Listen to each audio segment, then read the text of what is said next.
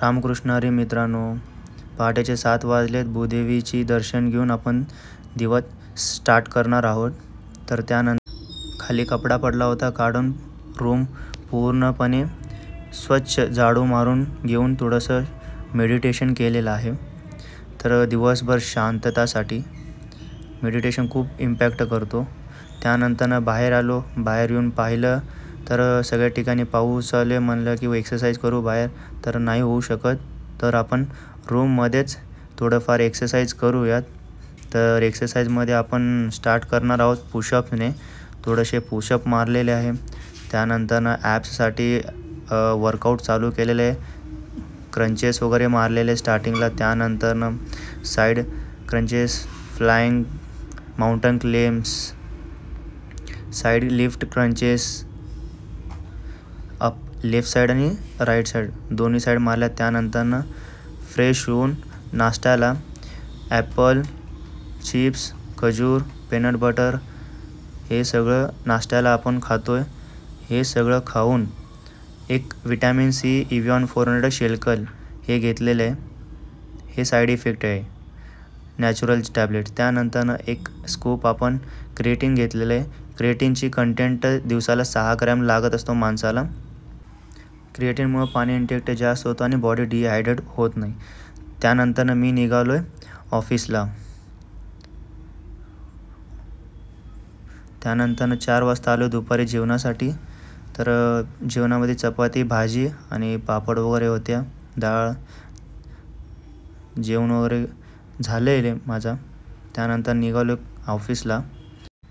संध्याकाळचे 7:30 वाजलेले. ऑफिसवरून आलो आहे. आल्या फ्रेश होऊन डायरेक्ट जिमला निघालेला आहे मी. बघू शकता हे new power health club gym आहे. लहान आहे जिम, तुम्ही पाहू शकता, पण इफेक्टिव्ह आहे. हे आमचे जिमचे जेवढे इक्विपमेंट्स आहेत ते तुम्हाला मी दाखवलेले. तर हे जिम करण्या अगोदरची बॉडी आहे. तुम्ही पाहू शकता खाल्लेलं नॅचरल डाएटमुळे आलेलं पोट. ॲप्स वगैरे दिसत नाही आहे, बघू शकता तुम्ही. हे आफ्टर वर्कआउट तुम्ही पाहू शकता मसल्स कसे बाहेर आलेत. वेंग्स वगैरे दिसत आहेत.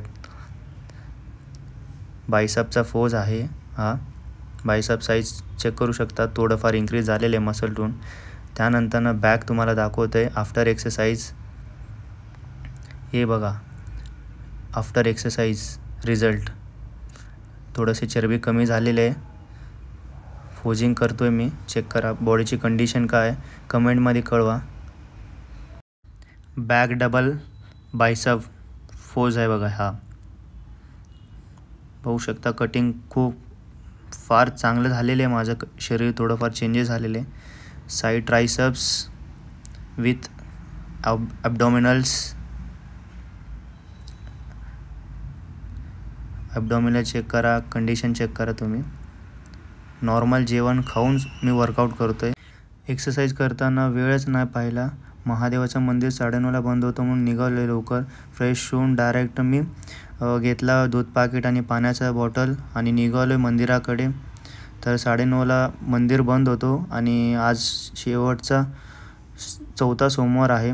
तर महादेवाला अभिषेक करायचा होता. मी आलो मंदिरामध्ये. 4था श्रावण सोमवार असल्यामुळे महादेवाच्या मंदिरात खूप गर्दी झाली. त्यानंतर मी घेतला नंदीचा दर्शन.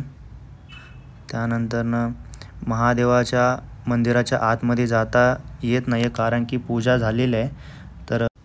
तर पंडितनं म्हणलेलं आहे एक बेलाचा पान महादेवाच्या मूर्तीवरती ठेव. परमिशन तेवढं तरी दिलेलं आहे. त्यानंतर बाहेर एक मूर्ती होती. ही जुनी मूर्ती होती. तर या मूर्तीला अभिषेक करायला मला सांगितले होते. तर मी बाहेर असलेल्या महादेवाच्या मूर्तीला दुधाने अभिषेक केलेला आहे.